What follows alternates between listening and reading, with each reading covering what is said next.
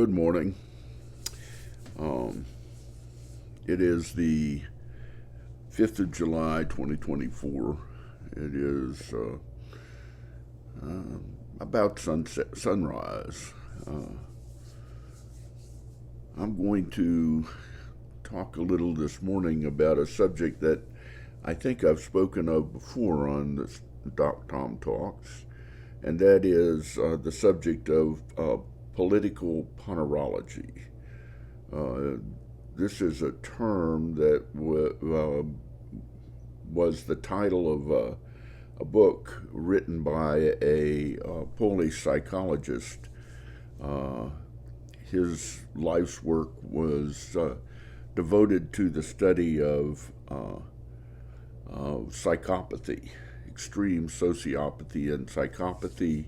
His name is Andrzej or Andrew Lobachewski. Uh,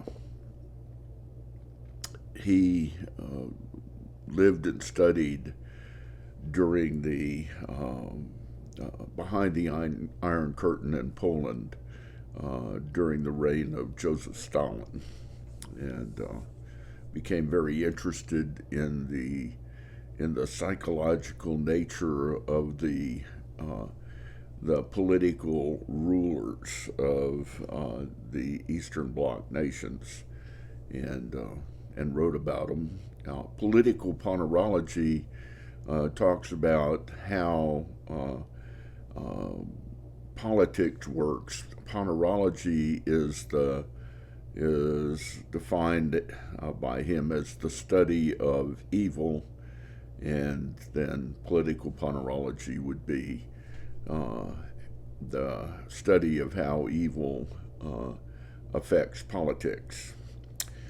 His premise was, after years of study, that uh, people that are extremely sociopathic or psychopathic find pleasure in things that, quote, normal people do not find pleasurable. And these people, the psychopaths, also do not find pleasure in the things that normal people find pleasure in.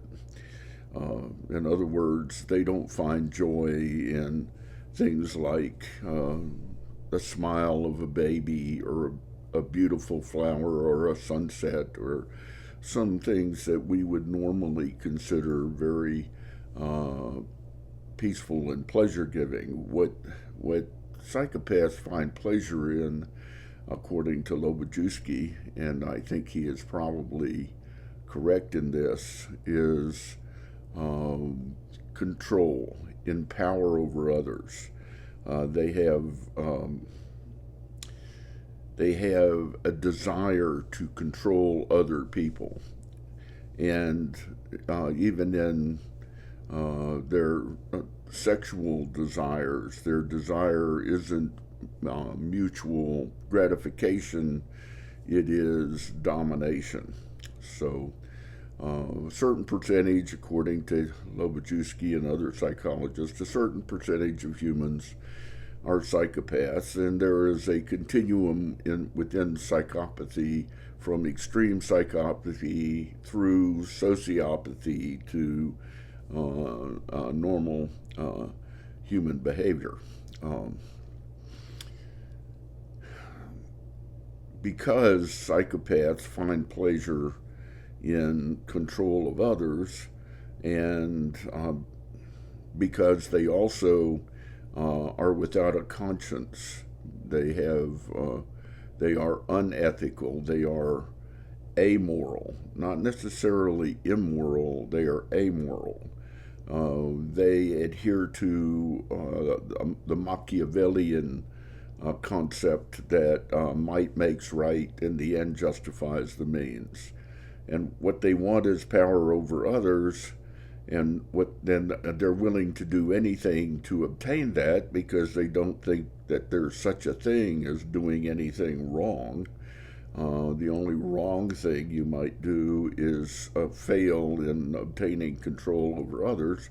So they find ways to exert greater control over larger numbers of other people, And the best way to do that is to rise in some organized system.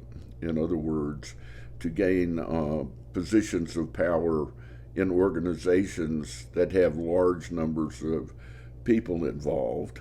And these organizations are such things as the military, institutions such as universities, corporations, and obviously politics. So, since these people are without a conscience, they lie with impunity. They aren't detectable in a lie detector test because they don't consider a lie any less justifiable than the truth. So uh, they they live and function among us and go fairly well unidentified. Now, in Western definition of psychopathy, as defined in the DSM-5, for instance, psychopaths are criminals, and they do exhibit criminal behavior. They're the Jeffrey Dahmers of the world.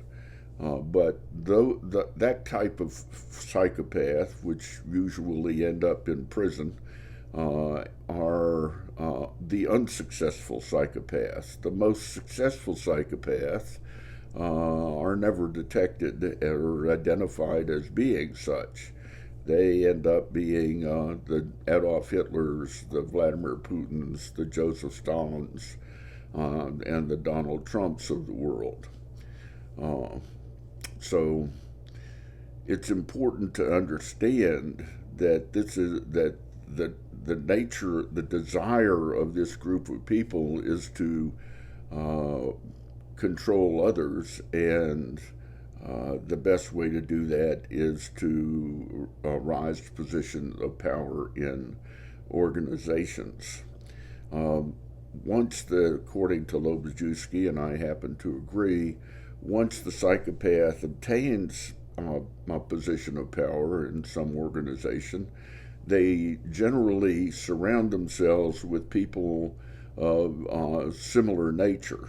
So they form what becomes, in essence, a cabal that that then controls the structures that beneath them in that organizational system.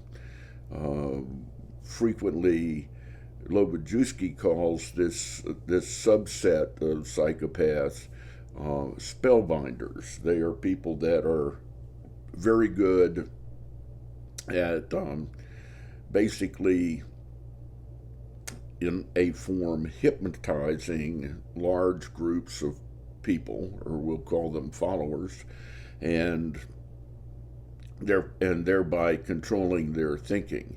Good examples of this, I think, are televangelists, people that are able to, through their charisma, convince large groups of others that uh, they, the televangelists, know the truth, the light, and the way, and uh, their followers need not think. They can just believe what they're told by the televangelist, and in that way, the televangelist controlled the thoughts of their followers, and this is a rather dangerous characteristic of human beings.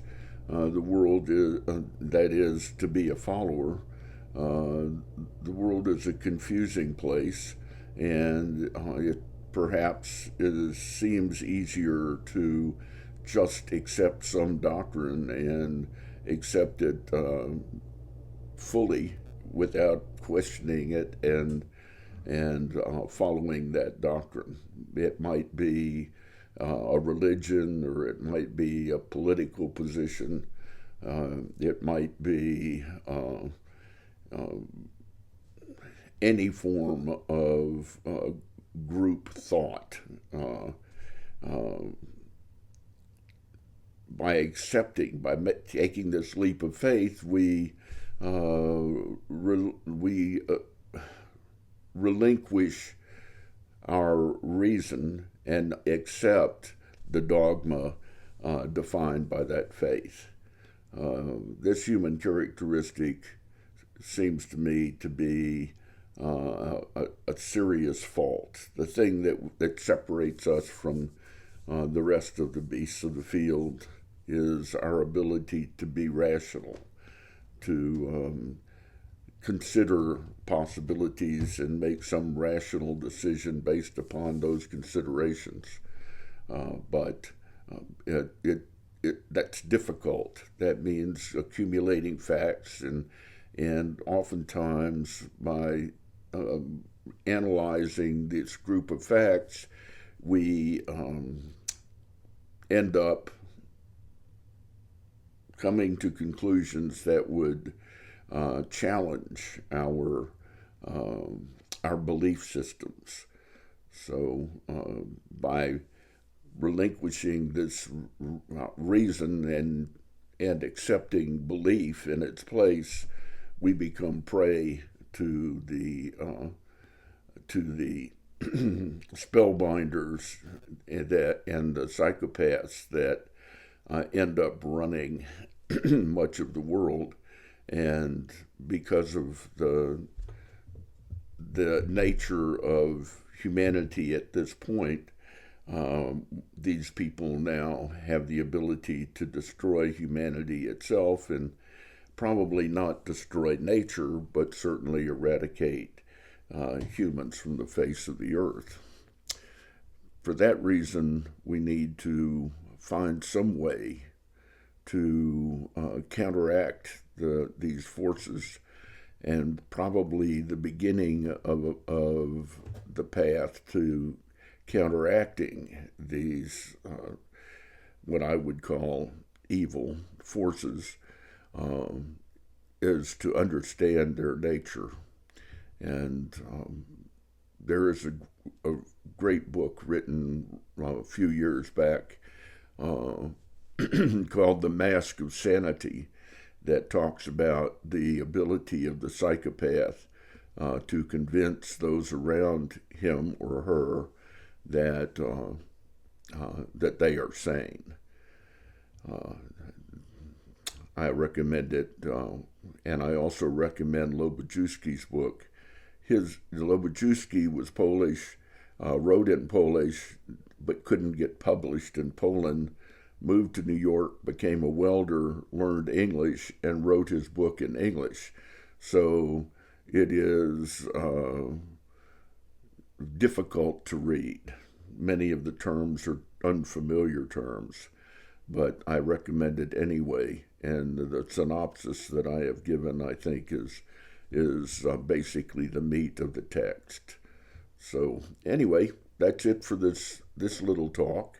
I'll probably refer back to political ponorology again at other times because the subject is extremely important, especially in a democracy where we have the ability to choose our leaders. It's important to understand that a large number of these people are actually psychopaths. Until later, I hope you have a wonderful rest of the 5th of July.